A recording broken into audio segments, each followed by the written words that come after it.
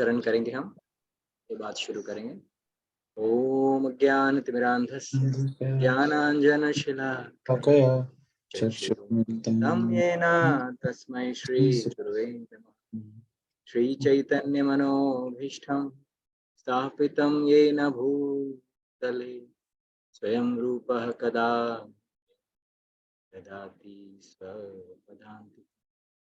वन्देऽहं श्रीगुरोः श्रीयुतपदकमलं श्रीगुरून् वैष्णवांश्च श्रीरूपं साग्रजातं सहगणरघुनाथान्वितं तं साद्वैतं सावधूतं परिजनसरितं कृष्णचैतन्यदेवं श्रीराधा कृष्णपादान् सहगणललिता श्रीविशाखान्वितांश्च हे कृष्ण करुणा सिंधु दीनबंधु जगत्पते गोपेश गोपिका कांत राधा कांत तप्त कांचन गौरांगी राधे वृंदावनेश्वरी वृषभानुसुते देवी प्रणमामि। वाञ्छाकल्पतरुभ्यश्च कृपासिन्धुभ्यैव च पतितानां पावनेभ्यो वैष्णवेभ्यो नमः। जय श्री कृष्ण चैतन्य प्रभु नित्यानंद श्री अद्वैत गदाधर श्रीवासादि गौर भक्तवृंद। हरे कृष्णा कृष्णा कृष्णा हरे हरे राम राम राम हरे हरे। नमो विष्णुपदाय कृष्ण पृष्ठाय भूतले श्रीमद् भक्तिवेदांत स्वामी नामिने नमस्ते सरस्वती देवी गौरवाणी प्रचारिणे निर्विशेष शून्यवादी पाश्चात्य देश कारिणे। हरे कृष्ण। अभी आ रहा है ना मेरा आवाज आप लोग को क्लियरली?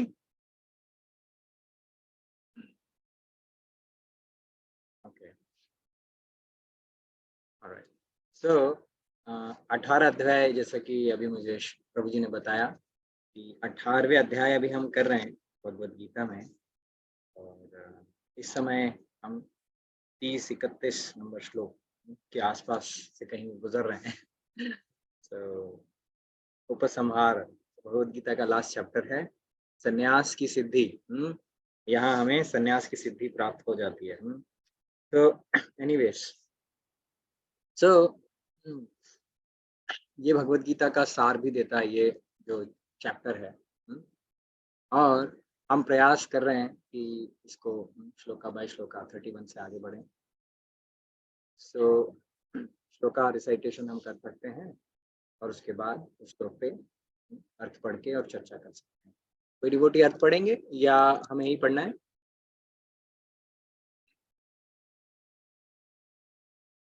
सॉरी, मुझे फॉर्मेट थोड़ा क्लियर नहीं है मेरी क्लास में। तो हम लोग श्लोका रिसाइट करके और फिर उसका मीनिंग पढ़ते हैं, राइट? जी हरे कृष्णा प्रभु जी आप श्लोका पढ़ेंगे ना, और प्राची माता जी ट्रांसलेशन इन पॉपअप पढ़ेंगे। ठीक है। तो ठीक है, तो 31 से शुरू करते हैं, क्योंकि मुझे 31 से हम करना चाहिए। सो हालांकि 31 हम पढ़ेंगे, हम 29, 30, 31, 32 ये सारा एक ही कॉम्बिनेशन में तो एक साथ डिस्कस करें। ठीक है, तो 31 को रिसाइट करते हैं। यथा धर्मम अधर्मम च कार्यम च अकार्यमेव च अथ अयथावत् प्रजानाति बुद्धि सपार्थ राजसी। हरे कृष्णा। हे पृथा पुत्र, जो बुद्धि धर्म तथा अधर्म, करणीय तथा अकरणीय कर्म में भेद नहीं कर पाती, वह राजसी है। हरे कृष्णा। और 32 भी हम एक बार पढ़ लेते हैं साथ में, इसमें तो तात्पर्य भी नहीं है, तो एक साथ इनको कवर करेंगे। अधर्मं धर्मम् इति या मन्यते तमसावृता सर्वर्थान् विपरीतान् च बुद्धि सा पार्थ तामसी। हरे कृष्ण। जो बुद्धि मोह तथा अंधकार के वशीभूत होकर अधर्म को धर्म और धर्म को अधर्म मानती है और सदैव विपरीत दिशा में प्रयत्न करती है, हे पार्थ, वह तामसी है। हरे कृष्ण। हरे कृष्ण। तो जो 18वां अध्याय है, इसमें हम जब चर्चा करते हैं तो हम ये भी देखते हैं कि हम किन श्लोकों को एक साथ लेकर उनकी चर्चा कर सकते हैं। तो अभी अगर हम देखें इन श्लोकों में तो आप पाएंगे कि श्लोक नंबर 28 से हम बुद्धि के बारे में चर्चा हमने शुरू की है।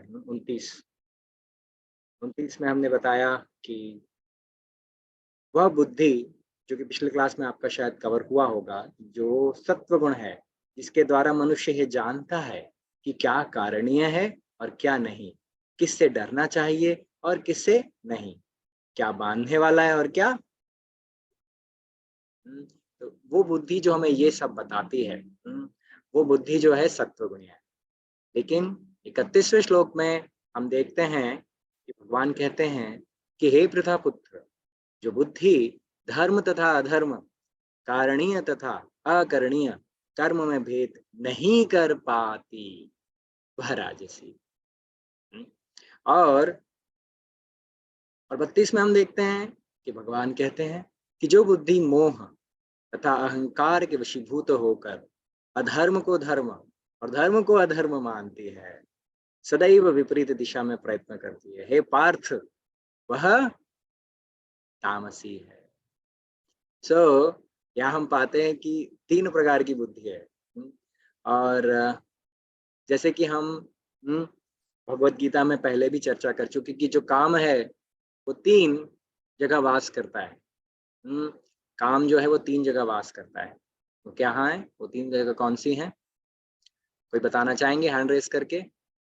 कौन सी 3 जगह है जहाँ काम वास करता है? ओके, हैंड रेस किया अभय कुमार, अभय प्रभु ने हैंड रेस किया है। सबसे पहले आप बता सकते हैं। हरे कृष्णा प्रभु जी, दंडवत प्रणाम। Prabhu ji, senses, mind and intelligence. Very nice. Senses, mind and intelligence, है ना?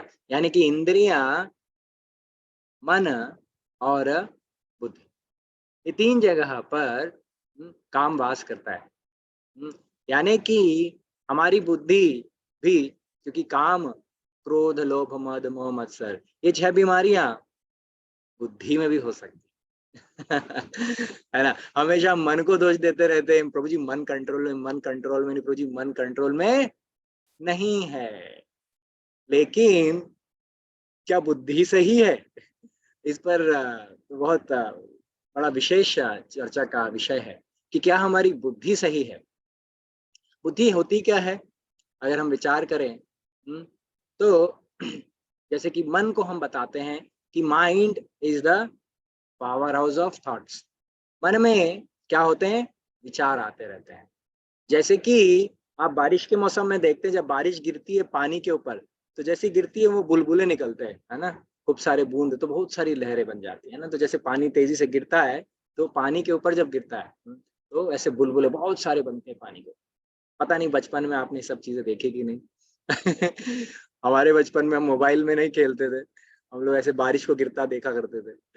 तो तो ऐसे में जब इतने सारे पानी में बुलबुले आ जाते हैं, तो इस प्रकार से हमारा जो मन है उसमें भी साइंस कहता है कि रोज प्रत्येक दिन 24 घंटे में हमारे मन में 50 से लेकर 70,000 विचार उत्पन्न होते हैं।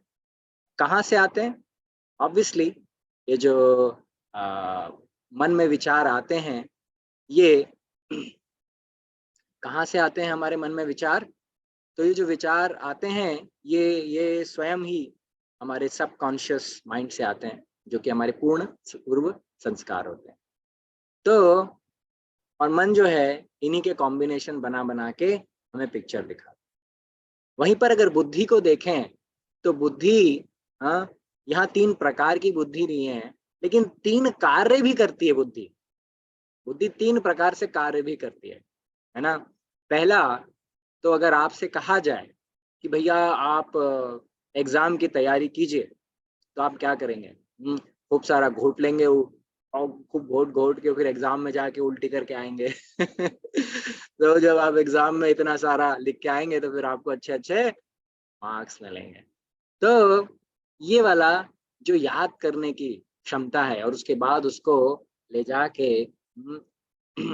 अच्छे से मार्क्स लाने की जो क्षमता है, ये एक हमारी बुद्धि का एक एस्पेक्ट है, जिसको हम कहते हैं कंप्यूटेशनल पावर, है ना। तो उतना अच्छे से कंप्यूटेशन करती है वो। अभी मैथ्स का पजल दिया तो फटाफट सॉल्व करके दे दिया। अगर कोई क्विज आई तो उसको सॉल्व करके दे दिया फटाफट। तो इस प्रकार से लॉजिकल एबिलिटी और उसको कंप्यूटेशनल किस तरह से किया जाए, तो ये बुद्धि का एक प्रयोग हुआ। दूसरा है डिस्क्रिमिनेशन पावर, है ना। क्या सही है और क्या गलत है, इसको समझ पाने की क्षमता भी बुद्धि का ही कार्य है। जैसे हम देख रहे हैं शास्त्रों को समझने की, सही से समझ पाएगा जो व्यक्ति, उसकी बुद्धि सत्वगुण में है। जो शास्त्रों को पढ़ रहा है उसको समझ में नहीं आ रही क्या चल रहा है यार, क्या हो रहा है, कुछ ये भगवत गीता पढ़ा रहे हैं, मतलब प्रभु जी मतलब एग्जाम्पल तो अच्छे दे रहे हैं लेकिन फिर भी घुस नहीं रही है। कोई नहीं, प्रयास करते रहना, थोड़ा सत्वगुण बढ़ाएंगे तो और अच्छे से समझ में आएगी।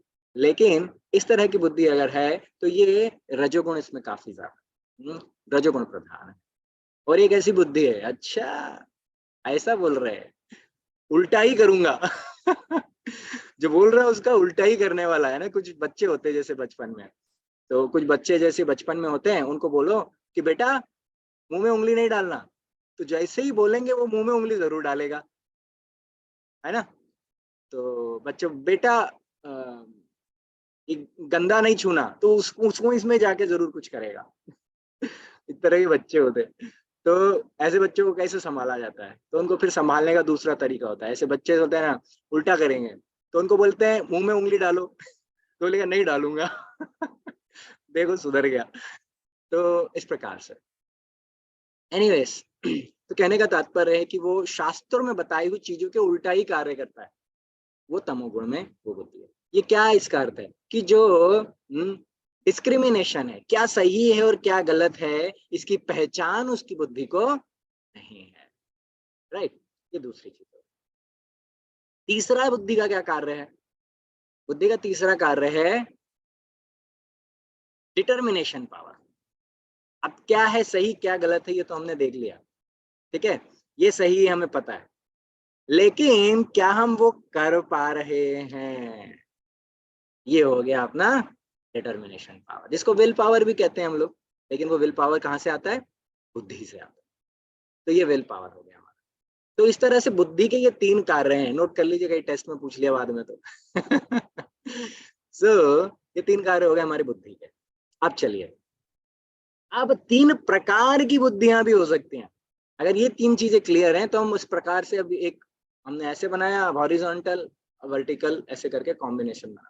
तो अब हमारी जो बुद्धि है वो 3 प्रकार की हो सकती है, 3 गुणों के अनुसार, सत्वगुण, रजोगुण और तम।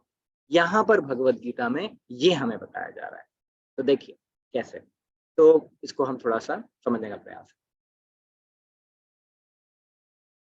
तो पहली जो बुद्धि है सत्वगुणी बुद्धि, वो क्या करती है कि जिसके द्वारा मनुष्य ये जानता है कि क्या करनी है और क्या नहीं है, राइट। तो अब ऐसी परिस्थिति में अगर सही पता है, देखो ये बुद्धि का कार्य है, क्या क्या करनी है और क्या आकरणी है। मतलब हमने बताया कौन सा है 3 में से, ये क्या करने लायक है और क्या नहीं करने लायक है। आप हैंड रेस करके बताइए, हमने जो बुद्धि के 3 आपको पॉइंट्स बताए उसमें से ये कौन सी कैटेगरी है। ओके, अभय प्रभु जी बता चुके हैं। अब इस बार दूसरी माता जी को मौका देंगे, केदार इंटरनेशनल्स लिखा है इसमें, तो आप बता सकते हैं। Hare Krishna. This is second category. Okay, तो सेकंड कैटेगरी माता जी बता रहे हैं, विच मीन्स कि डिस्क्रिमिनेशन, क्या सही है क्या गलत है नहीं पता, है ना, बिल्कुल सही, बहुत बढ़िया। तो अभी क्या कारणीय है और क्या कारणीय नहीं है, ये बुद्धि हमें, ठीक है। तो अगर सही बता रही है तो सत्व गुण में है, ठीक है, वेरी नाइस, थैंक यू।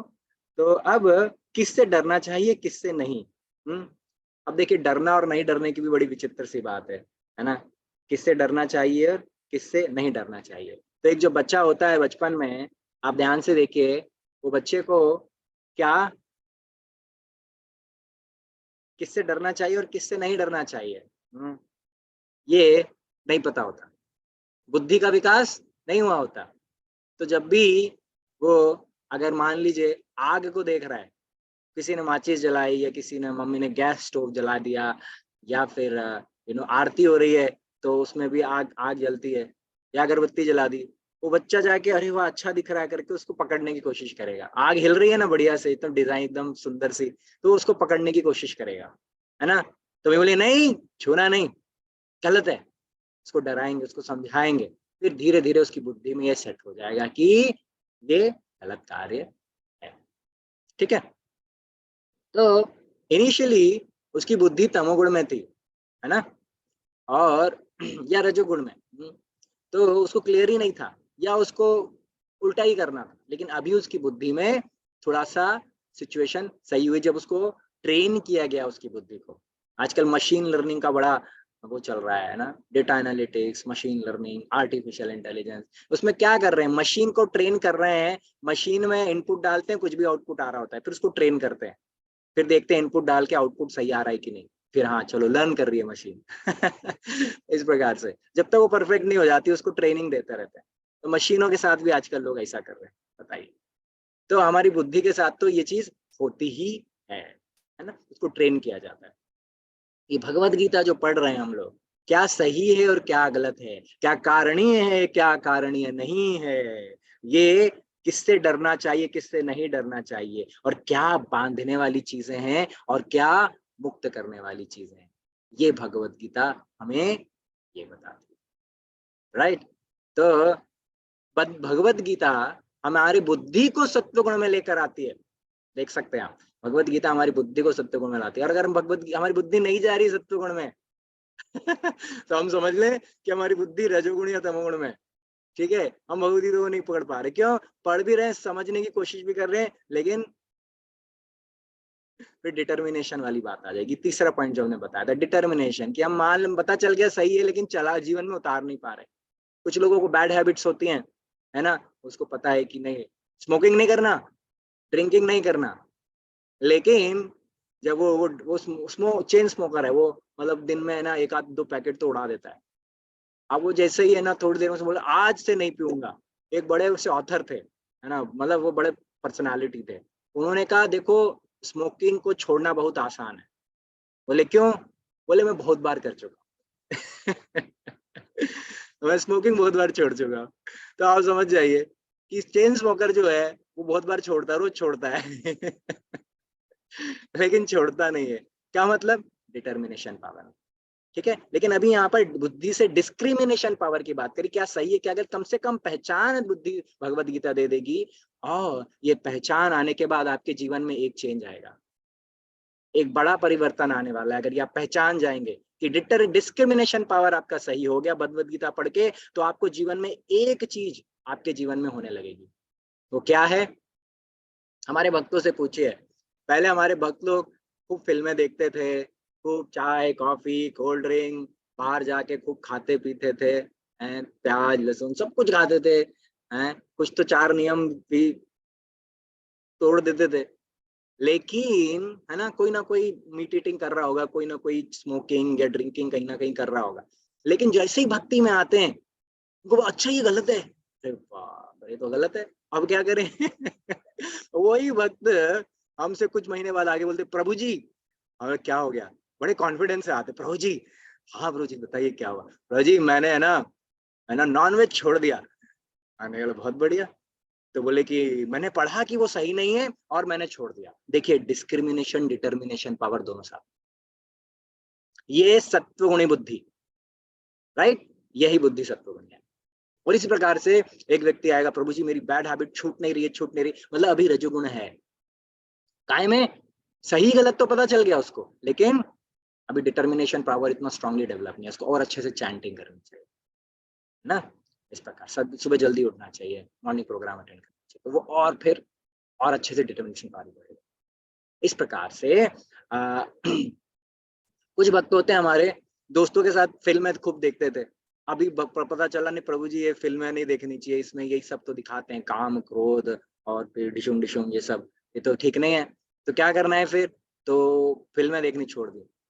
अब क्या, दोस्तों का संग तो छूटा नहीं ना, पुराने दोस्तों का, कभी कभार गलती से एक मूवी देखा है, फिर अगले दिन आके प्रायश्चित कर रहे थे, प्रभु जी क्या हो गया, प्रभु जी मैं क्या बताऊं प्रभु जी, मैंने छोड़ दिया, लेकिन कल है ना दोस्तों ने पकड़ के ले गए तो मूवी देख ली मैंने, अब मुझे है ना अंदर से बहुत गिल्टी फीलिंग हो रहा है गिल्टी फीलिंग अंदर से आ रहा है। तो क्या मतलब है, मतलब ये है कि वो व्यक्ति पहले तो फिल्में देख के एंजॉय कर रहा था, आज वही जो जो उसकी बुद्धि सत्वगुण में आ गई है, वो व्यक्ति अब मूवी देख के उसको गिल्टी फीलिंग आ रहा है कि नहीं गलत किया, उसको खुद अंदर से पता चल जाता है, हमको बताने की जरूरत, यही सत्वगुणी बुद्धि, ठीक है, सत्वगुण बढ़ रहा है उसके जीवन में। भगवत गीता से ज्ञान द्वीपेना भास्वता, ऐसे बोलते हैं ना, ज्ञान का जो दीप है वो जल रहा है तो अंधकार जा रहा है। देखिए कितना सुंदर उदाहरण, भगवान एक एक चीज बताते हैं, उस पर हम घंटों वैसे चर्चा कर सकते हैं, थोड़ा आगे बढ़ते हैं, नहीं तो आप बोलोगे एक ही श्लोक पे क्लास खत्म कर दी ठीक है, आगे बढ़ते हैं। नेक्स्ट पॉइंट था रजोगुणी बुद्धि। तो रजोगुण में भगवान कहते हैं जो बुद्धि धर्म तथा अधर्म, कारणीय तथा अकारणीय कर्म में भेद नहीं कर पाती, वह राजसी है ना।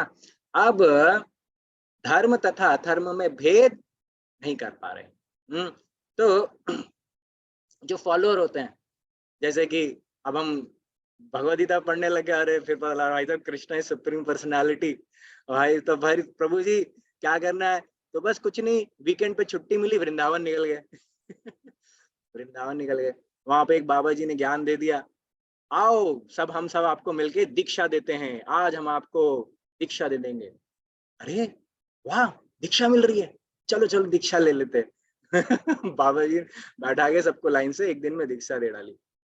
अरे बोले फिर, बोले प्रभु जी लेकिन इस्कॉन में तो बड़ा मुश्किल है दीक्षा, बोले छोला माला जब करो, 4 नियम का पालन करो, पता नहीं क्या क्या करो क्या नहीं करो, और उसके बाद फिर हम इतना अपने काउंसलर बनाओ, काउंसलर को रिपोर्ट भेजो, फिर सेवा करो, यहाँ तो देखो फ्री में मिल रहा है, वहां इतना पैसा पे करना पड़ रहा है, इतना मतलब पैसा मतलब कर्मों को अपने पेमेंट इन्वेस्टमेंट करना पड़ रहा है, इतनी मेहनत करनी पड़ रही है, सुबह रोज जल्दी उठ के रोज सुबह चैंटिंग का वो आ जाता है, जूम लिंक आ जाता है उठ के चैंटिंग, बुक रीडिंग, पता नहीं क्या क्या कराते हैं ये वाले, ये सब घुमा रहे, मुझे लगता है ये आसान है, और जाके बाबा जी दीक्षा लेके आ गए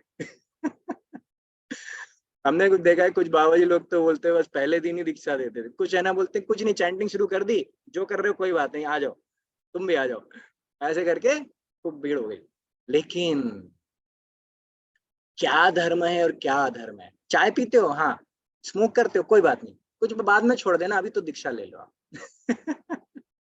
तो बड़ा आसान लग जाता है लोगों को, और फिर चले जाते हैं। अब ये किन लोगों के साथ होता है, ये चीटिंग किसके साथ होती है, ये चीटिंग उन्हीं के साथ होती है जो अभी तक भगवत गीता को पूर्ण रूप से नहीं समझ पा रहे।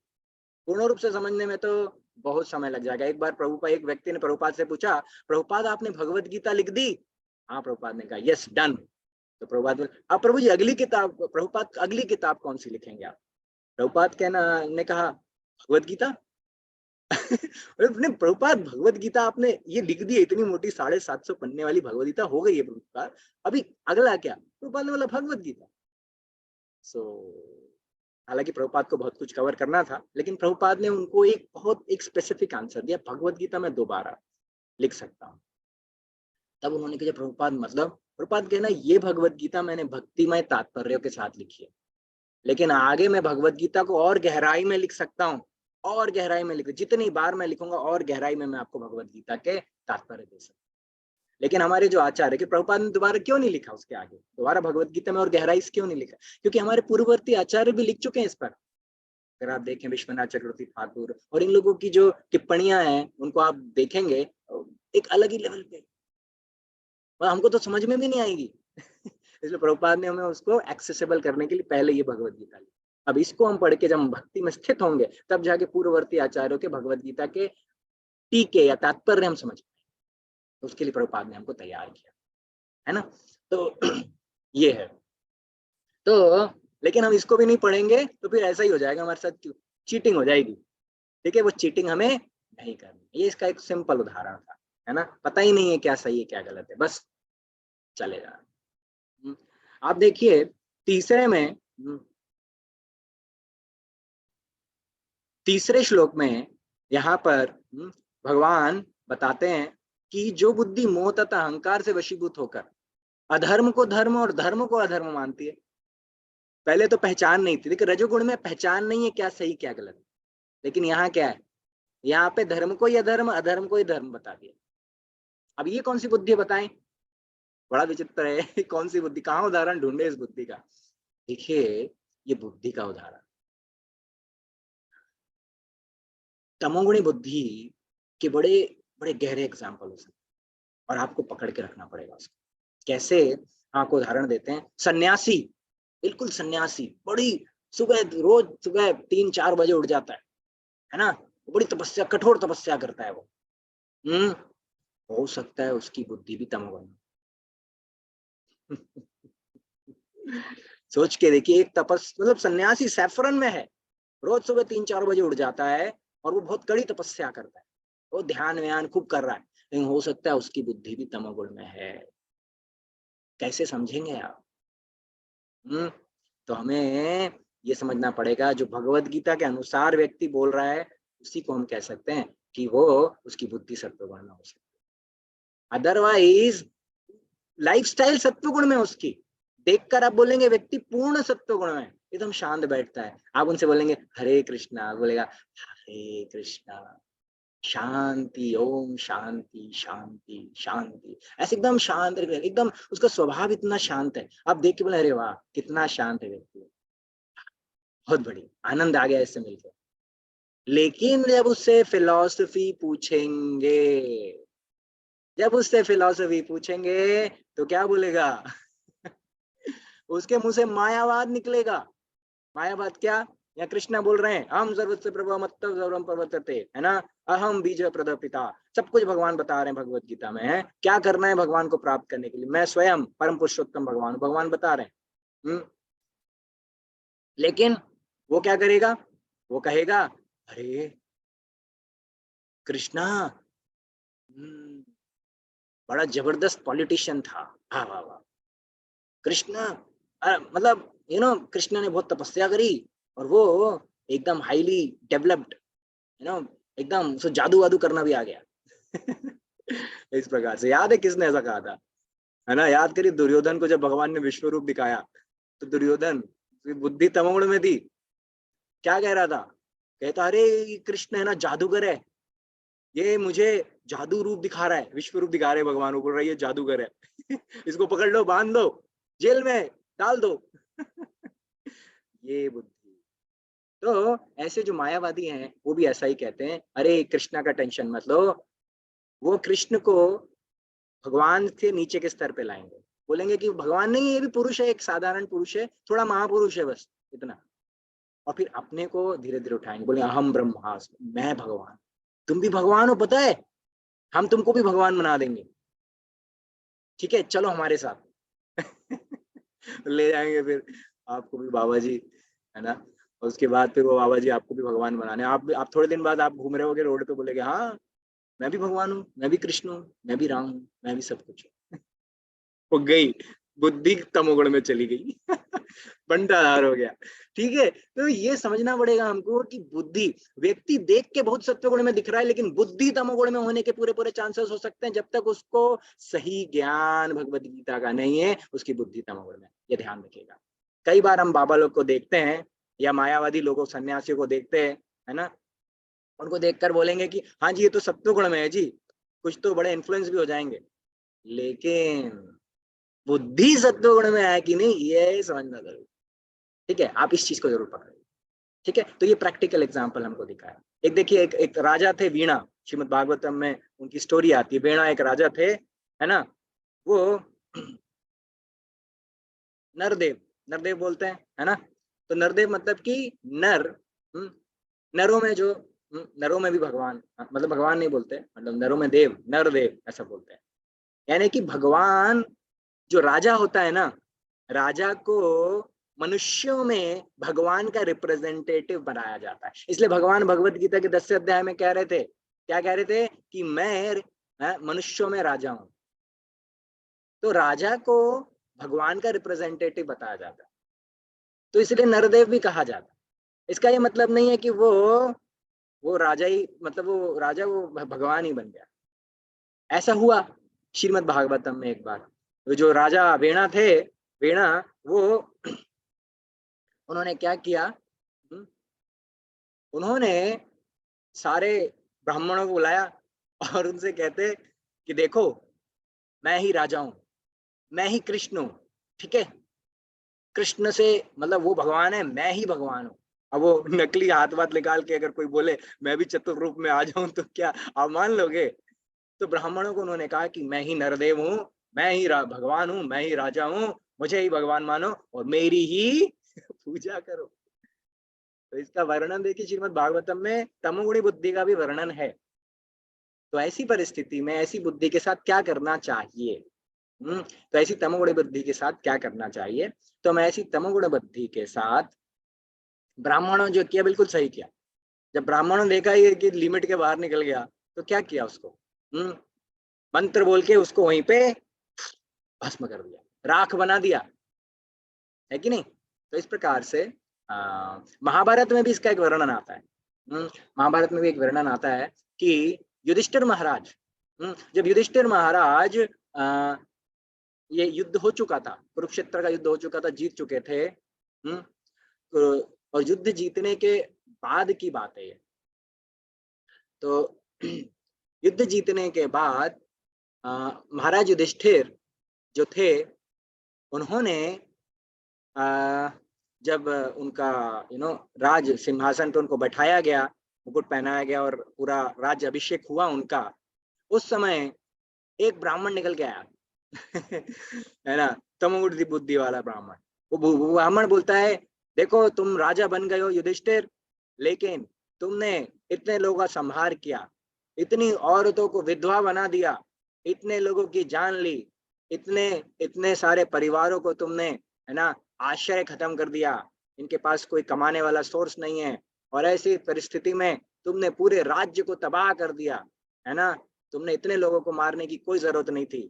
और मैं ये सारे ब्राह्मणों का रिप्रेजेंटेशन कर रहा हूं, मैं सारे ब्राह्मणों का रिप्रेजेंटेटिव हूं, और इन सारे ब्राह्मणों के बिहाफ पे मैं तुमसे कहता हूं कि जो कुछ तुमने किया तुमने गलत किया, तुम यहां से उठ के चले जाओ।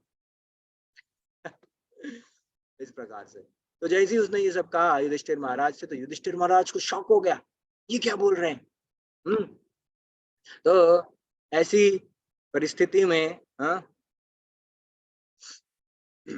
ऐसी परिस्थिति में युधिष्ठिर महाराज जो थे, जब शॉक हो गए, तो सारे ब्राह्मण निकल कर बाहर आए और उन्होंने नहीं नहीं नहीं नहीं नहीं नहीं ये हमें रिप्रेजेंट नहीं कर रहा है, नहीं ये हमें रिप्रेजेंट नहीं कर रहा है। इस तरह से सारे ब्राह्मणों ने बताया कि ये हमें रिप्रेजेंट नहीं कर रहा है, ये व्यक्ति ये ऐसे निकल कर बस आ गया है, तमोगुणी बुद्धि। ब्राह्मण है, वो बाहर से देख के ब्राह्मण दिख रहा है, जब तक बोला नहीं था तब तक सब ब्राह्मण मान रहे थे, जैसे बोलना शुरू किया समझ में आया इसकी बुद्धि तमोगुणी। तो आपको व्यक्ति से उसकी फिलॉसफी समझना बहुत आवश्यक है, और ये फिलॉसफी जब तक पूर्ण रूप से कृष्णा कॉन्शियस नहीं है, पूर्ण रूप से भगवद्गीता के अनुसार नहीं है, तब तक आप उसकी बुद्धि को आप सत्वगुण में नहीं मान सकते। तो इस प्रकार से हमें समझना पड़ेगा कि बुद्धि तीनों रूपों में एग्जिस्ट कर सकती है। ठीक है, तो आप में से एक कुछ डिवोटी पूछ रहे थे कि डिटर्मिनेशन पावर कैसे बढ़ाएं, तो वो अब अगले वाले श्लोकस में और फेंकेंगे तो उसमें हमें समझ में आएगा, तो है ना। अब आगे के श्लोक और देखते हैं, अगले 3 श्लोकास हम देख सकते हैं क्विकली और उसको समझने का प्रयास करें। तो श्लोक नंबर 33 है ना, तो मैं बोलूंगा फिर आप मीनिंग बोल सकते। सो धृत्यायया धारयते मनः प्राणेन्द्रिय क्रिया योगेन अव्यभिचारिण्या धृति सा पार्थ सात्विकी। हरे कृष्ण। हे पृथा पुत्र, जो अटूट है, जिसे योगाभ्यास द्वारा अचल रहकर धारण किया जाता है, और जो इस प्रकार मन, प्राण तथा इंद्रियों के कार्यकलापों को वश में रखती है, वह धृति सात्विक है। हरे कृष्ण। आप तात्पर्य भी पढ़ना चाहेंगे माता जी? यस प्रभु जी। तात्पर्य: योग परमात्मा को जानने का साधन है। जो व्यक्ति मन, प्राण तथा इंद्रियों को परमात्मा में एकाग्र करके दृढ़ता पूर्वक उनमें स्थित रहता है, वही कृष्ण भावना में तत्पर होता है। ऐसी धृति सात्विक होती है। अव्यभिचारिण्या शब्द अत्यंत महत्वपूर्ण है, क्योंकि यह सूचित करता है कि कृष्ण भावनामृत में तत्पर मनुष्य कभी किसी दूसरे कार्य द्वारा विचलित नहीं होता। हरे कृष्ण। अगला श्लोक पढ़ लेते हैं।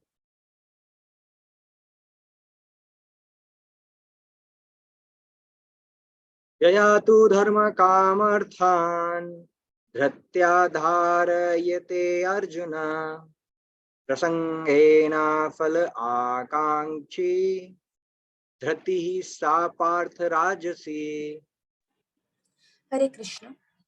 लेकिन हे अर्जुन, जिस धृति से मनुष्य धर्म, अर्थ तथा काम के फलों में लिप्त बना रहता है, वह राजसी है। तात्पर्य: जो व्यक्ति धार्मिक या आर्थिक कार्यों में कर्म फलों का सदैव आकांक्षी होता है, जिसकी एकमात्र इच्छा इंद्रिय तृप्ति होती है, तथा जिसका मन, जीवन तथा इंद्रियां इस प्रकार संलग्न रहती हैं, वह रजोगुणी होता है। हरे कृष्ण।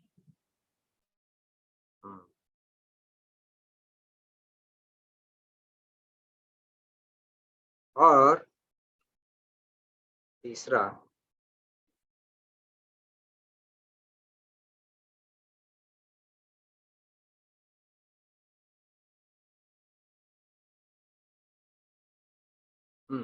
यया स्वपन्नं भयं शोकं विषादं मदम् एव च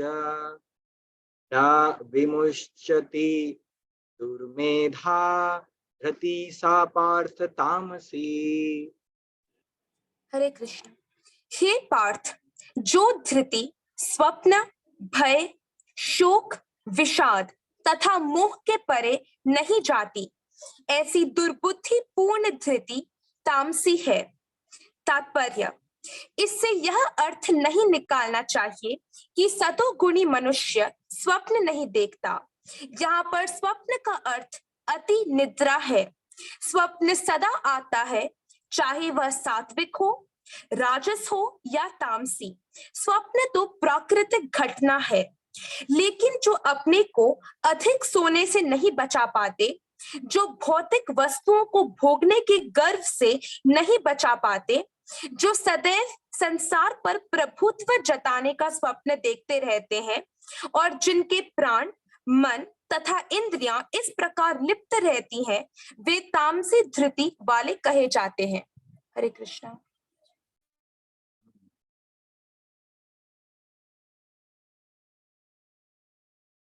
तो धृति का अर्थ है संकल्प।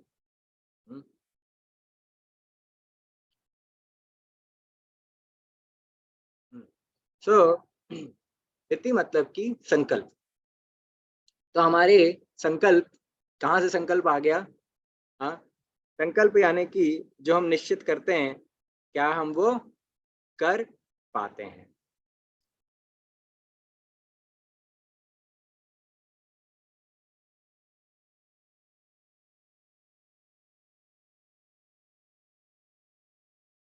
तो संकल्प जैसे हमने डिस्कस किया था, बुद्धि में 3 चीजें होती हैं, है ना? तीसरा क्या था, कौन बताएंगे?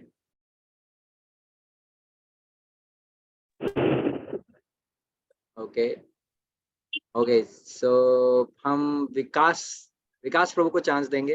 हाँ, उन्होंने अभी तक नहीं बोला है। यस, डिटर्मिनेशन तीसरा जो है, राइट।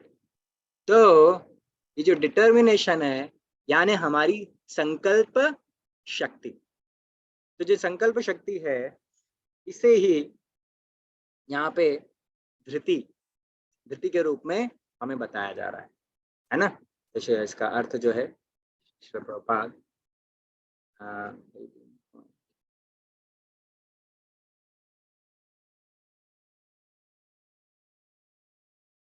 तो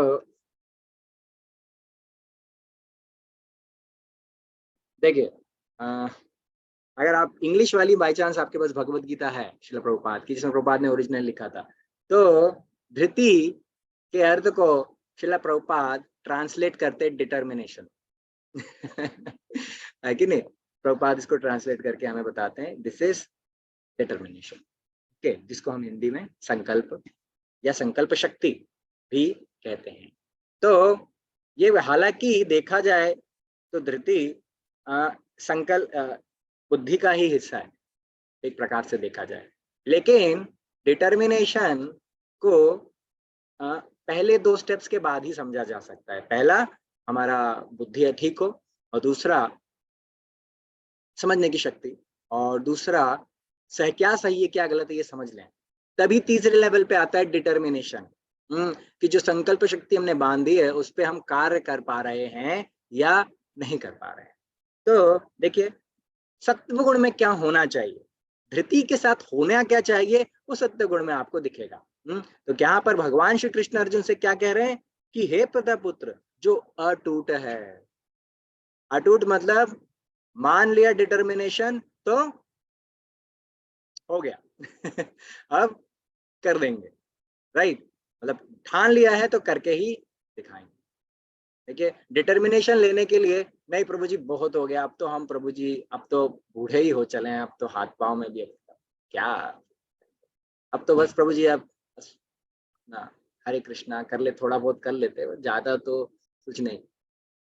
सोच के देखिए श्रीला प्रभुपाद ने क्या किया 70 साल की उम्र में 40 रुपए जेब में थे, और उसके बाद श्रीला प्रभुपाद एक संदूक में श्रीमद् भागवतम प्रिंट करा के निकल लिए, हाँ, अमेरिका, बॉस्टन गए, न्यूयॉर्क गए, और वहां जाकर श्रीला प्रभुपाद ने single handedly Krishna consciousness movement को स्थापित किया तो आप सोच सकते हैं कि प्रभु जी अभी हम बीमार हैं, प्रभु जी नहीं, प्रभु जी अभी हमारी पढ़ाई है, प्रभु जी अभी जॉब थोड़ा है, या प्रभु जी अब तो हमारे हेल्थ साथ नहीं देती, हम बूढ़े हो गए हैं, रीजन तो कुछ भी हो सकता, लेकिन यहाँ सारी धृति की बात है, डिटर्मिनेशन की बात है, और वो आपका डिटर्मिनेशन सत्व गुण में है या नहीं। अगर सत्व गुण में है तो वो अटूट है ना? अगर सत्व गुण में आपका डिटर्मिनेशन है तो वो अटूट है, फिर मैटर नहीं करता कि आपके हाथ पांव में कितना दम, आप फिर डिटर्मिनेशन अगर ले लिया व्यक्ति, तो एक 70 साल का व्यक्ति भी पूरी दुनिया को बदलने की क्षमता रखता है, बस उसके अंदर शक्ति होनी चाहिए, भक्ति की। कैसे? अपने गुरु को पूर्ण रूप से समर्पण करना आना चाहिए। अगर अपने गुरु को पूर्ण रूप से समर्पण करना सीख गए श्रील प्रभुपाद की तरह, है ना, तो फिर क्या करेंगे, फिर कोई टेंशन नहीं। क्यों? क्योंकि जो गुरु को समर्पण कर देता है अपने जीवन में, जो अपने जीवन में गुरु को समर्पण कर देता है, वो व्यक्ति अपनी शक्ति से कार्य नहीं करता, वो कृपा की शक्ति से कार्य करता है। और कृपा कभी भी किसी भी रूप में कितनी भी आ सकती है ना? तो जितना ज्यादा उसका समर्पण होगा उतनी ही ज्यादा कृपा। तो सोचे प्रभु जी, अभी प्रश्न आ सकते हैं, शायद आए भी होंगे, प्रभु जी ये मेरा अपना विल पावर स्ट्रांग नहीं है, प्रभु जी इसको कैसे स्ट्रांग करूं, इसलिए मैंने पहले ही बता दिया क्वेश्चन लेने से पहले आपको बता दे रहा हूँ।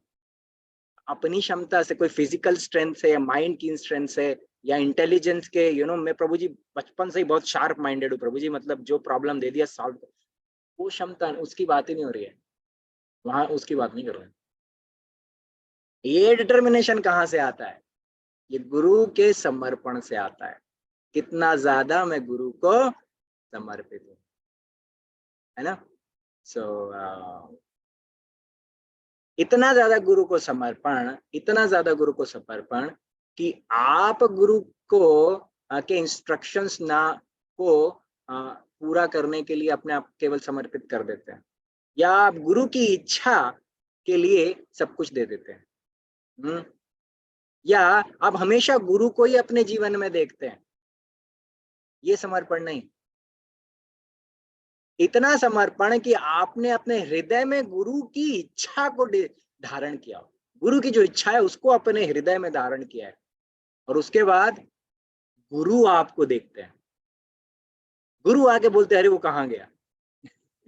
ऐसे एक उदाहरण देते हैं इसलिए वेदांत चैतन्य प्रभु कभी कभी है ना सेवाओं में बिजी हो जाते हैं। महाराज आते हैं मंदिर में, कुछ इवेंट हो रहा है, कुछ इंपॉर्टेंट पॉइंट है, उस समय पे वेदांत चैतन्य नहीं दिखते, तो महाराज कुछ पूछते हैं कहाँ है वेदांत चैतन्य, बताओ। तो प्रभु जी ढूंढे, प्रभु जी महाराज याद कर रहे हैं, आप भी वहां के काके खड़े हो जाओ कम से कम।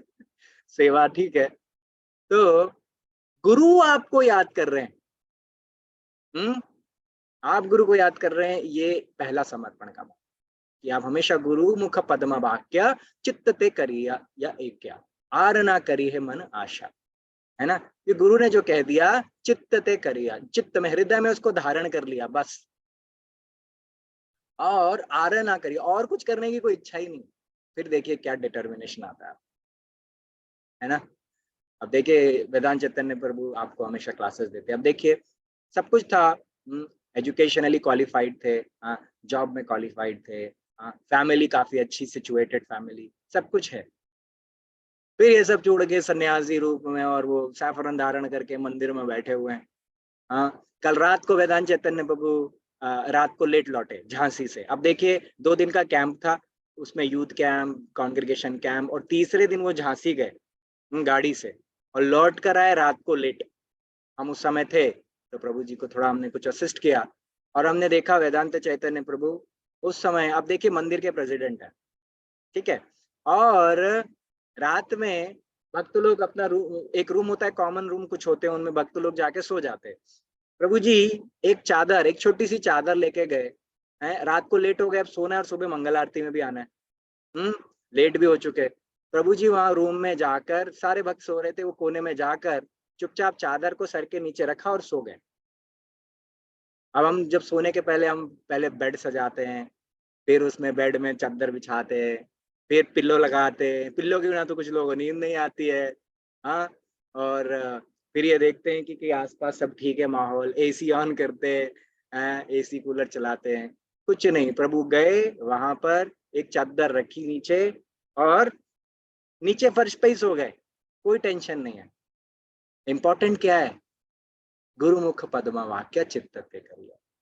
अपने जीवन में आनंद के लिए, अपने जीवन में इंद्रिय तृप्ति के लिए थोड़ा सा बेड मिल जाए, थोड़ा सा ये मिल जाए, थोड़ा कुछ नहीं। सुबह उठे और मंगल आरती में थे प्रभु जी, है ना?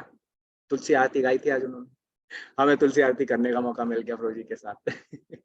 तो ऐसे करके ये होता है गुरु को समर्पण।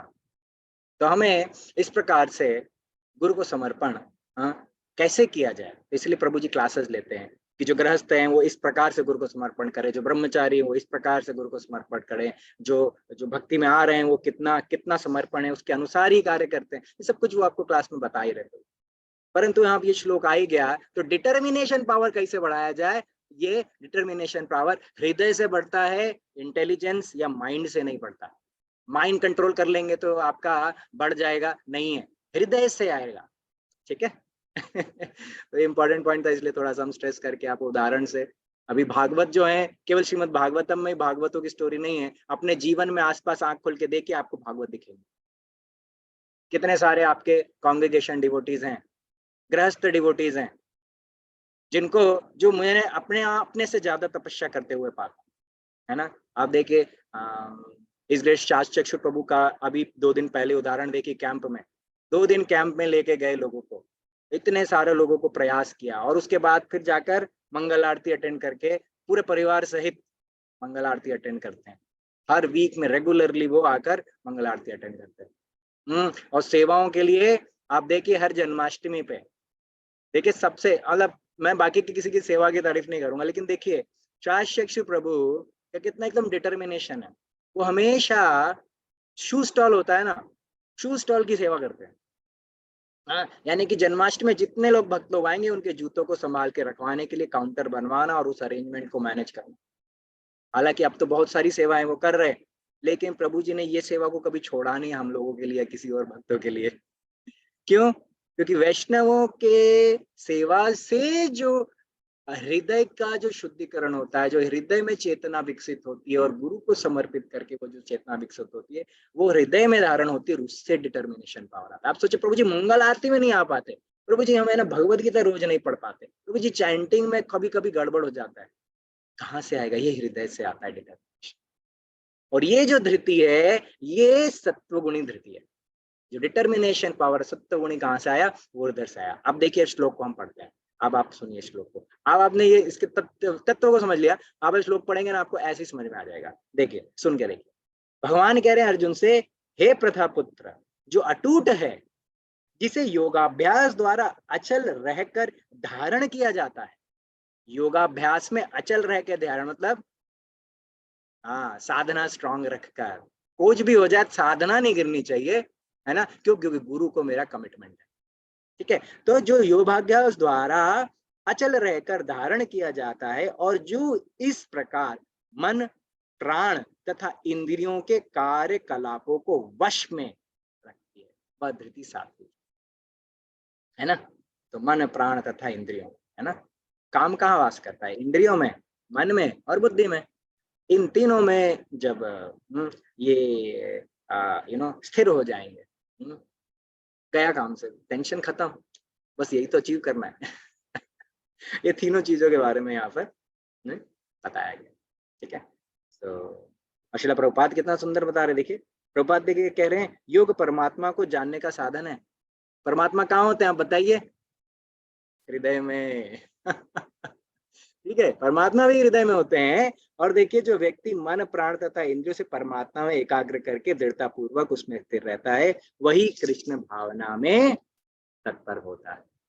ठीक है, ऐसी धृति सात्विकी होती है। अव्यभिचारिण्या शब्द अत्यंत महत्वपूर्ण है, क्योंकि यह सूचित करता है कि कृष्ण भावनामृत में तत्पर मनुष्य कभी किसी दूसरे कार्य द्वारा विचलित नहीं होता। क्यों? क्योंकि हृदय में धारण हो चुका है, बस गुरु की सेवा करनी है। तो गुरु की सेवा, कृष्ण की सेवा, प्रभु जी एक ही है। हाँ, अगर गुरु जीवन में कृष्ण को समर्पित कर चुका है अपने आप को, तो गुरु की सेवा भी कृष्ण की सेवा ही है ना।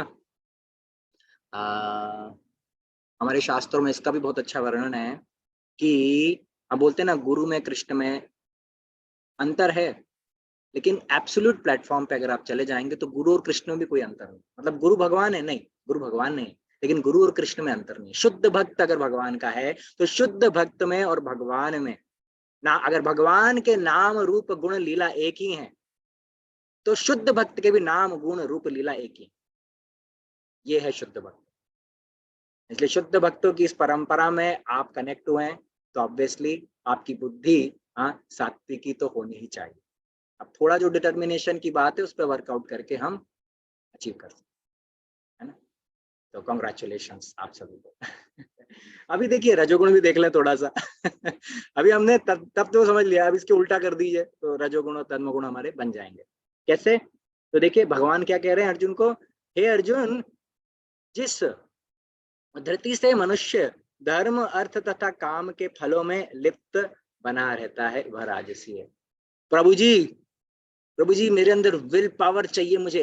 प्रभु जी क्यों? प्रभु जी विल पावर, प्रभु जी मतलब मेरा डिटर्मिनेशन बहुत स्ट्रांग होना चाहिए। अच्छा प्रभु जी क्यों? प्रभु जी, प्रभु जी मेरे को है ना मतलब बड़ा बिजनेस बनाना है, मतलब मेरे को है ना मतलब बिल गेट्स, मार्क जकरबर्ग और क्या एलन मस्क ऐसा बनना है प्रभु जी। और उसके बाद वह कहानी नहीं रुकती। प्रभु जी बहुत पैसा कमाऊंगा, प्रभु जी भगवान के मंदिर के सामने ही एक घर बनाऊंगा उसमें एक बड़ी सी कार रखूंगा प्रभु जी, फिर रोज मंदिर आऊंगा। इसलिए वो घर और गाड़ी लगाने के लिए, बनाने के लिए लगा हुआ है। अभी प्रभु जी 16 माला प्रभु जी जप कर रहे हैं। प्रभु जी जब तो हो जाएगा प्रभु जी, एक बार घर बन जाए, गाड़ी बन जाए मंदिर के सामने प्रभु जी, फिर बस फिर आना जाना मंदिर ही है प्रभु जी, फिर क्या रोज 16 माला जप करूंगा, मंदिर आऊंगा, मंदिर में रहूंगा, कोई टेंशन नहीं। तो प्रभु जी मंदिर में तो आप ऐसे ही रह सकते हो ना, इसमें इतना बड़ा घर और इतनी बड़ी गाड़ी की क्या जरूरत है, आ जाओ कह तो सकते हैं। तो इस प्रकार से हम भगवान का नाम को रखते हुए ऐसे साइड में, और फिर अपनी इंद्रिय तृप्ति को पूरा करने के लिए डिटर्मिनेशन को स्ट्रांग कर रहे हैं। और उसके लिए फिर आपको बाहर जाके मोटिवेशनल सेमिनार अटेंड करना पड़ेगा। वो बोलेंगे yes you can do it, आप बोलोगे yes I can do it. थोड़ी देर बाद फिर हवा निकल जाती है, लेकिन उतने में आदमी क्या काम करता है, वही धनम जनम सुंदरीम इनके पीछे भागता है। ये हो गई रजोगुण। रजोगुण की डिटर्मिनेशन वहां पे भी है, लेकिन कृष्ण के नाम पे माया ये रजोगुण हो गया। तो फिर तमोगुण थोड़ा अलग है क्या? हाँ, तमोगुण में थोड़ा सा अंतर है। क्या अंतर है? जो धृति स्वप्न भय शोक विषाद तथा मोह के परे नहीं जाती किसके परे? स्वप्न। हाँ, प्रभुपाद ने यहाँ समझा दिया था ऑलरेडी तात्पर्य। स्वप्न मतलब वो सपने देखना है, आंख खोल के आंख बंद करके, वो सपने नहीं है। ये निद्रा की बात हो रही है, सोता रहता है ना, शरीर से भी और आध्यात्मिक रूप से भी, वो वाली बात हो रही है। ठीक है। और भय है ना, भय शोक विषाद तथा मोह से परे नहीं जाती। ठीक है। वो ये जीवन का उसको लक्ष्य नहीं पता। वो अपने आप को, जैसे अर्जुन शुरू में वियोग में थे, बाद में अर्जुन ने ज्ञान प्राप्त करके भगवान के दर्शन करके सही ज्ञान में आके योग को प्राप्त हुए।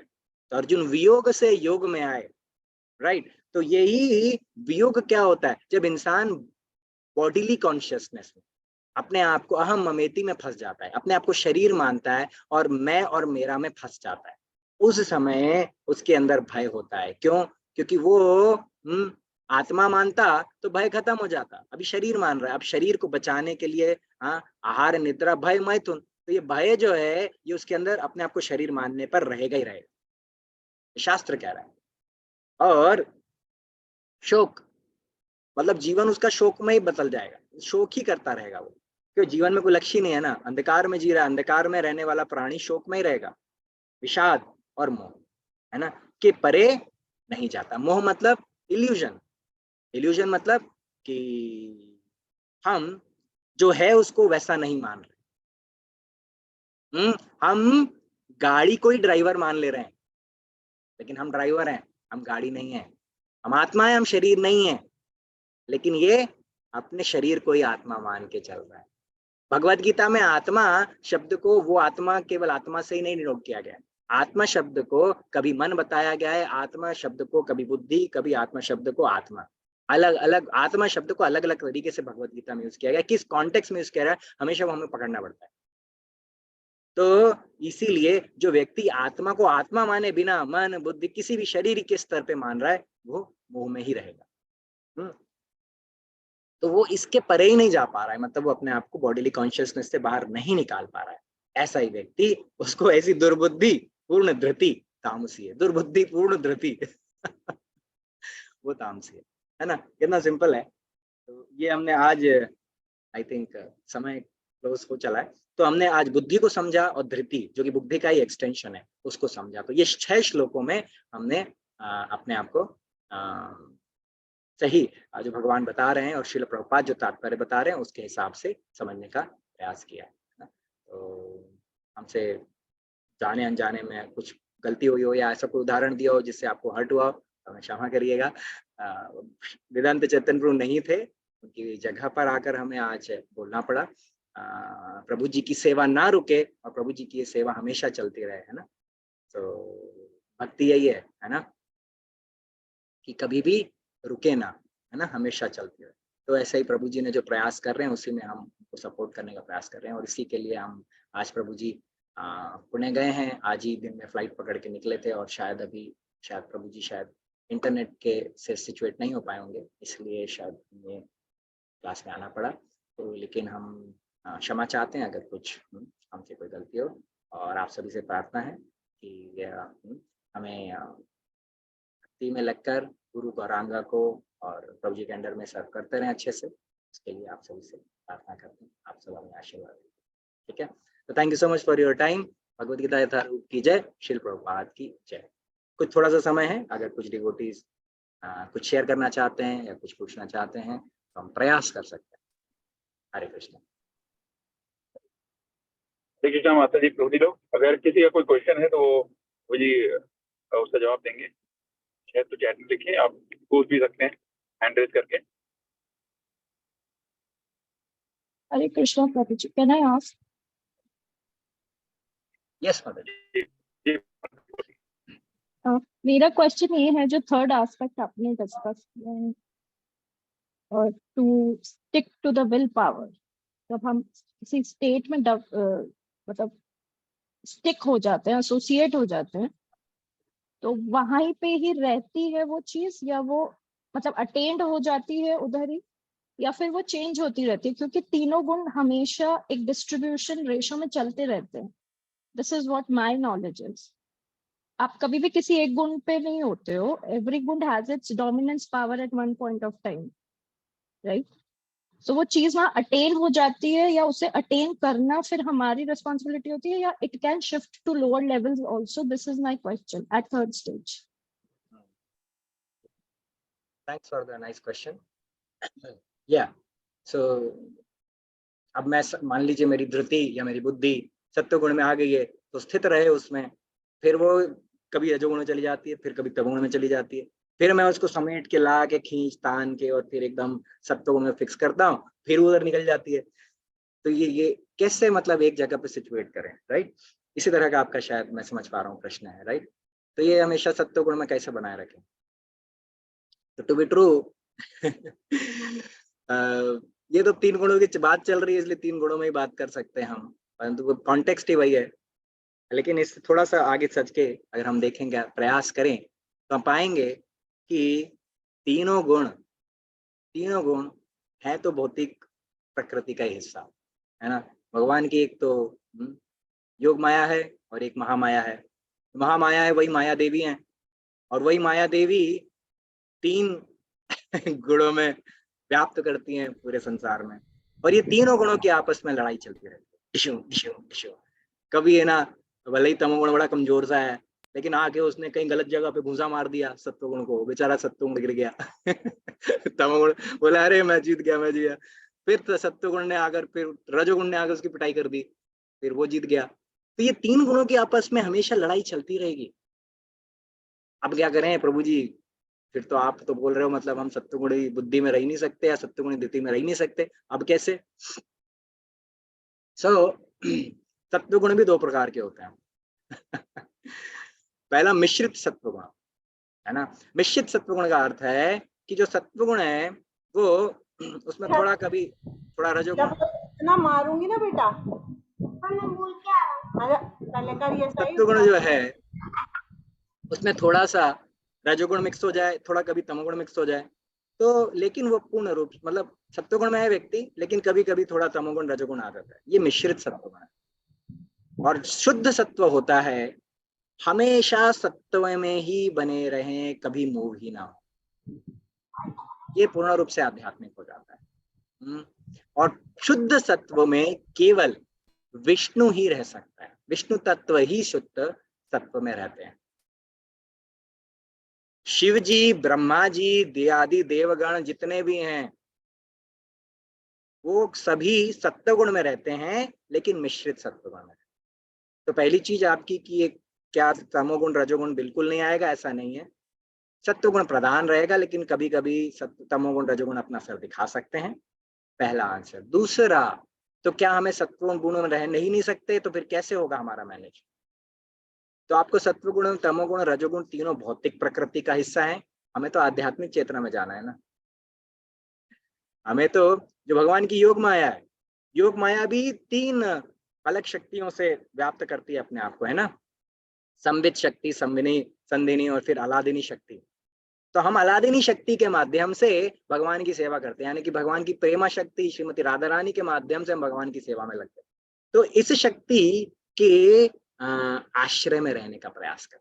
भगवान की ये जो प्रेमा शक्ति है, कृष्ण प्रेम की प्राप्ति जीवन का लक्ष्य है ना, तो इस प्रेम शक्ति श्रीमती राधा रानी के अंडर में हमारी जो गुरु परंपरा है वो सारी श्रीमती राधा रानी के अंदर में ही सेवा कर रही भगवान की, उनकी शरण में रहने का प्रयास करना और अपनी सेवा साधना को मेंटेन करने का प्रयास करना है। धीरे धीरे धीरे जैसे ही हम इस आध्यात्मिक शक्ति में पूर्ण रूप से गुरु को आश्रय में लेके और पूर्ण रूप से आध्यात्मिक हृदय की कलमश को हटा देते हैं, तो भगवान हमें आध्यात्मिक जगत में स्थान दे देंगे, हम 3 गुण से बाहर निकल जाएं। तो हमें सत्व गुण में भी बने रहना, वो भी भौतिक ही है, निकलना है तो पूर्ण रूप से आध्यात्मिक, है ना। इस प्रकार से हम समझ सकते हैं। तो इसलिए टेंशन नहीं लीजिए, थोड़ा रजोगुण तमोगुण आ रहा है, कोई बात नहीं, लेकिन एक चीज होनी चाहिए। पहली चीज जो हमने डिस्कस की, गुरु को के गुरुमुख पद्म वाक्य चित्तते करिए, जैसा हमें इंस्ट्रक्शन बताया जा रहा है उसको अपने हृदय से धारण कर लो, ठीक। तो उतना कर लेंगे और उसके बाद फिर रजोगुण तमोगुण सत्वगुण जो भी हो, हम तो इस लेवल पे आ जाना चाहिए कि तीनों गुणों को ही भगवान की सेवा में लगा दें, कोई प्रॉब्लम। ठीक है, हरे कृष्ण।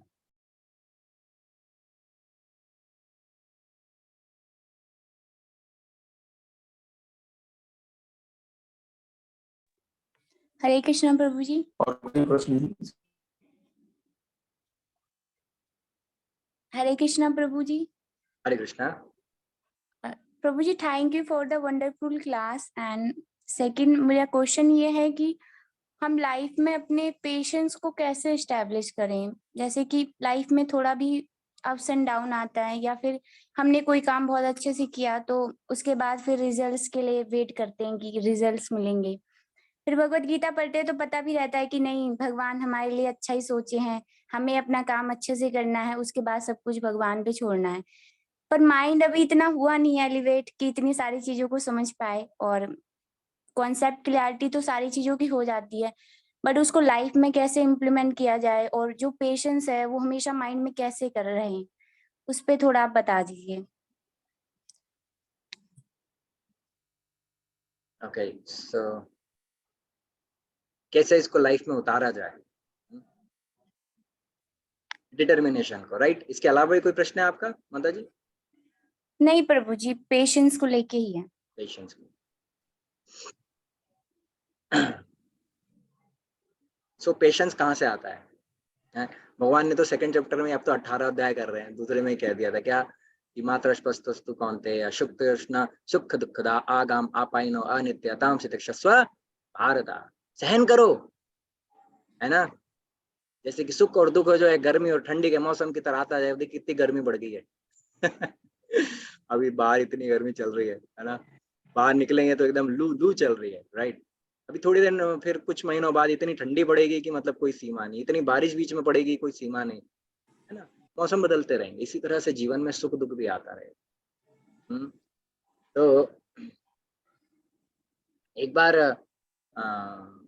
अर्जुन जब युद्ध कर रहे थे ना, वो कौन था, जयद्रथ के पीछे पड़ गए थे, और जयद्रथ को आज मारना ही है शाम तक, सूर्यास्त के पहले जब चल रहा था। तो सुबह अर्जुन निकले, बोले आज सुबह जयद्रथ को ढूंढो। भगवान कृष्ण रथ निकाल के पहुंचे तो सामने आ गए गुरुजी, आ गए गुरु द्रोणाचार्य। द्रोणाचार्य ने बोला अर्जुन मैं तुम्हें ललकार रहा हूँ। अच्छा जी भैया, ललकार दिया, अब क्या करे।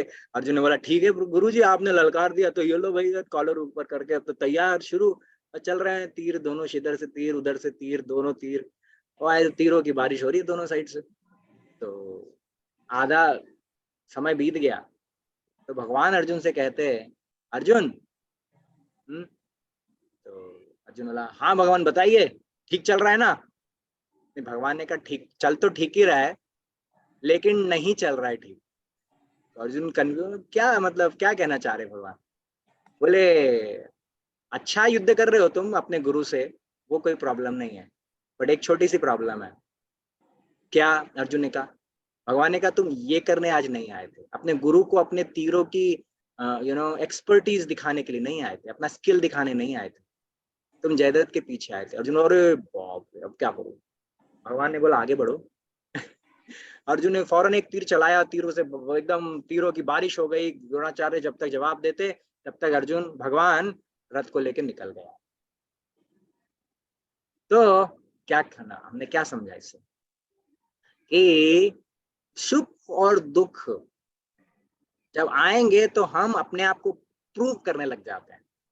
अपना हमारा जो अहंकार है वो प्रूव करने लग जाता है कि नहीं, मैं इस दुख को परास्त कर दूंगा, ये देखो सुख मेरे लिए ही बना हुआ है। और हम इस तरह से अपने आप को उनके बीच में फंसा, तीन गुणों के बीच में फंस जाते हैं। लेकिन असली लक्ष्य तीन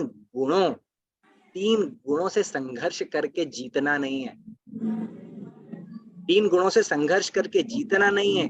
असली लक्ष्य है जीवन में भगवान की सेवा को धारण करना। वो नहीं भूलना चाहिए। सुख दुख तो वैसे ही आते जाते रहेंगे, राइट। तो इसलिए पेशेंस जो है हमारे जीवन में, वो पेशेंस कब होता है? जब हम ये सुख दुख के आगे की दुनिया को देखने की क्षमता बनाए रखते हैं। यानी भगवान की सेवा को जीवन में आपने हृदय में धारण करके रखा है।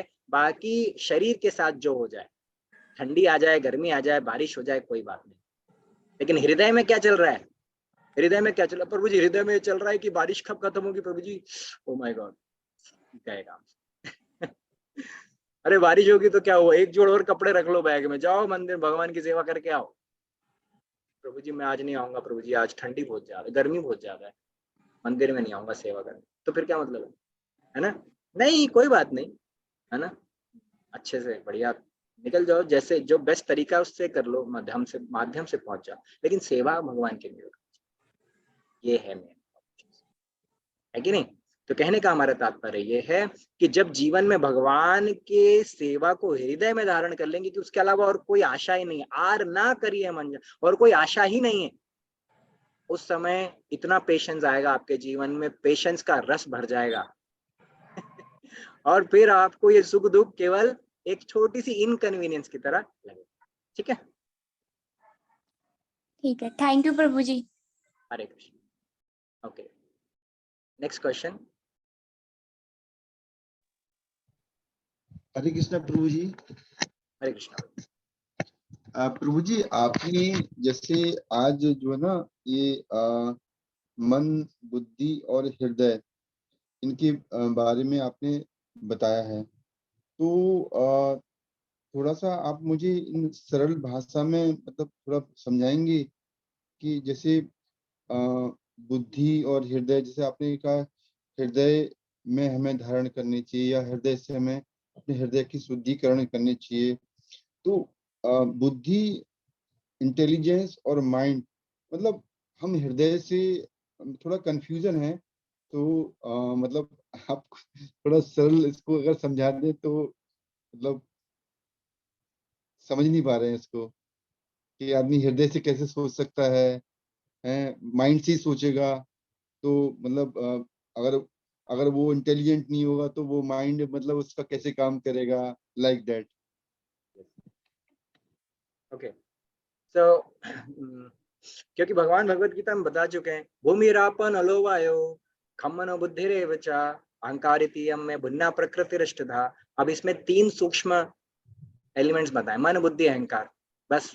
अब हृदय तो बताया नहीं, अब हृदय किधर समझे हैं तो इधर को समझ पकड़ नहीं पा रहे हैं, इधर को पकड़ नहीं पा रहे हैं, तो फिर वो कंसेप्ट वो क्लियर नहीं हो पा रहा, हाँ, कंसेप्ट क्लियर नहीं हो रहा है वो, राइट। क्योंकि आदमी तो माइंड से सोचता है, तो हाँ, अगर वो उसका माइंड नहीं होगा तो वो फिर वो इंटेलिजेंट कैसे होगा वो? राइट। सो अगर वो माइंडेड है तो वो इंटेलिजेंट है वो, मतलब एक सिंपल भाषा में। अब आध्यात्मिक भाषा में हम समझ नहीं पा रहे हैं। एकदम सिंपल भाषा में देखने का प्रयास करते हैं। मन के तीन कार्य हैं। तो जी। पहला थिंकिंग यानी सोचना, हाँ। दूसरा फीलिंग यानी फीलिंग्स को महसूस करना, है ना, जो इमोशंस होते हैं उनको महसूस करना, फीलिंग, है ना, फीलिंग। तीसरा विलिंगनेस, यानी कोई हृदय में हमारे अंदर इच्छा आती है ना, इच्छा, जी जी, वो विलिंगनेस है ना, इच्छा, डिजायर्स को पूरा करने की विलिंगनेस। ठीक है, तो थिंकिंग, फीलिंग एंड विलिंगनेस, या इंटेंशन बोल दें, विलिंगनेस को Right. इंटेंशन भी बोल सकते हैं। तो ये 3 चीजें मन में होती हैं।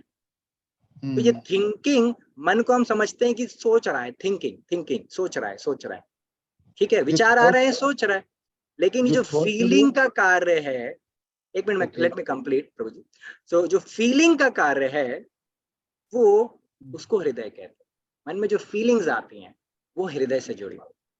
तो मन के अंदर ही हृदय आता है। तो मन की कैटेगरी, मन बुद्धि अहंकार, ये 3 चीजें बताई, तो मन के अंदर ही जिसको हम थिंकिंग और फीलिंग, ये दोनों आती है। तो ये हृदय है, ये मन के अंदर ही आता है। मन के अंदर ये 3 चीजें होती हैं, उसमें से ये एक हृदय होता है, राइट। और डिजायर जो है, इच्छा वैसे तो आत्मा की होती है, लेकिन वो अगर जैसे हमने बताया है कि इंद्रिय, मन और बुद्धि में काम होता है, तो वो इच्छाएं जो आत्मा की शुद्ध इच्छाएं भगवान की सेवा की, वो भौतिक संसार में हमारी इंद्रियों की सेवा में निकल जाती है, राइट। तो वो गलत डाइवर्ट हो जाती है, राइट। तो जैसे प्रभु जी आपने बताया कि जैसे जो हमारे थॉट्स होते हैं वो हमारे मन के अंदर आते हैं, राइट, और जो फीलिंग्स वगैरह हैं और जो हमारी डिजायर हैं वो हमारे हृदय के अंदर में आते हैं, राइट प्रभु जी। तो जैसे ये जो आपने बताया है कि जो कंप्यूटेशन या लॉजिकल और या एनालिटिक्स जो है ना, ये हमारे कहाँ पर आते हैं फिर? क्या चीज प्रभु? एनालिटिक्स? हाँ, एनालिटिक्स वगैरह, कंप्यूटेशंस, लॉजिकल। बुद्धि हमने बुद्धि बताया ना आपको, आप क्लास में हमने 3 चीजें बताई बुद्धि की, तो कंप्यूटेशनल पावर बुद्धि के अंदर हम बताया हुआ है जी प्रभु। ओके ओके ओके, तो वो इंटेलिजेंस हो गया वो हमारा। केवल थॉट्स का मन में आना, उनकी जो प्रोसेसिंग करनी है वो बुद्धि का कार्य है।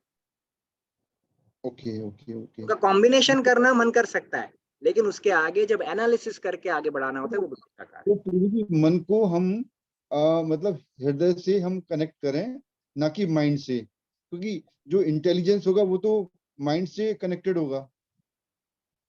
जैसे है। एक हाँ, एक मिनट देखिए प्रभु जी, इमोशंस भी है ना, बीच में होते हैं। इसमें स्पिरिचुअल साइड भी जा सकते हैं और मटेरियल साइड भी जा सकते हैं। अभी मेरी इच्छा है ना मूवी देखने की है, या मेरी इच्छा है ना चाय पीने की है, मेरी इच्छा ड्रिंक करने की, इसमें वो भी इच्छा है ना, वो भी तो फीलिंग है। तो फीलिंग भी आध्यात्मिक और भौतिक दोनों में हो सकती है, लेकिन हमें अपनी फीलिंग्स को, अब फीलिंग कहाँ से डेवलप होती है, तो भगवान ने भगवत गीता में इसके बारे में भी 2nd चैप्टर में बताया, फीलिंग डेवलप कैसे होती है ना। तो क्या श्लोक था वो?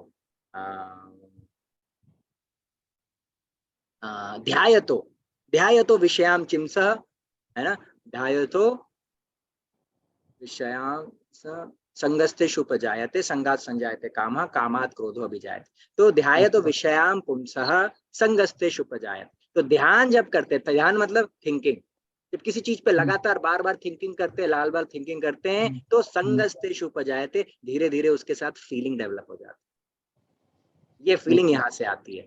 तो जैसे जैसे मन से कोई चीज लगातार करते हैं, मन से थिंकिंग से लगातार करते हैं, तो धीरे धीरे वो हृदय में धारण होने लग जाती है, स्वतः स्मरण होने लग जाता है ना।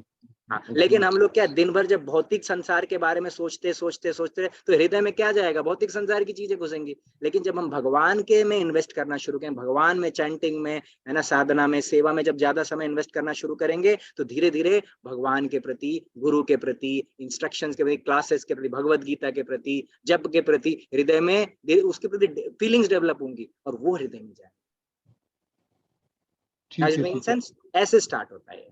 थिंकिंग और फीलिंग ऐसे अलग है ना।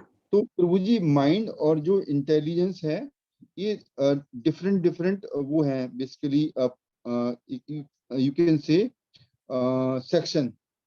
तो मतलब जो माइंड का है वो मतलब अपना थिंकिंग और थॉट प्रोसेस, और जो अपना बुद्धि है उसका जो है ना लॉजिकल, कंप्यूटेशन, एनालिटिक्स, ये सारी जो चीजों को सोचना है। और हार्ट का मतलब जैसे हमारे अंदर विलिंगनेस, प्रभु के प्रति जो ना आस्था, श्रद्धा, भावना, ये सब हृदय का सेक्शन है।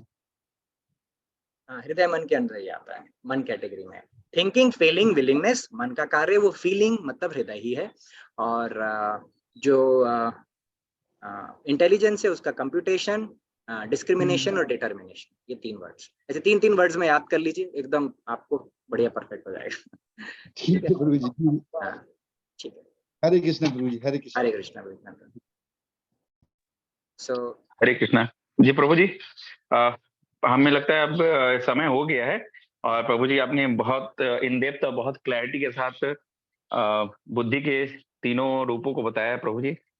तो ये अभी सबको बिल्कुल क्लैरिटी हो गई है कि माइंड का जो हमारी बुद्धि है उसका कार्य क्या है हमारा। तो इसके लिए बहुत बहुत धन्यवाद प्रभु जी। ठीक है, आप सब लोग अपने डिटर्मिनेशन के साथ, अपने स्थिति के साथ प्रभु भक्ति में लगेंगे, यही आशा करते हैं कि आज की क्लास का टेक अवे यही होगा सबके लिए। धन्यवाद प्रभु जी। तो एक बारी हरे मंत्र कृष्ण मंत्र बोल के सब इसको आपको सबको हम लोग आज के क्लास को खत्म करेंगे, फिर अगले दिन ज्वाइन करेंगे। हरे कृष्ण कृष्ण कृष्ण हरे हरे, हरे राम राम राम हरे हरे। हरे कृष्ण हरे कृष्ण हरे कृष्ण।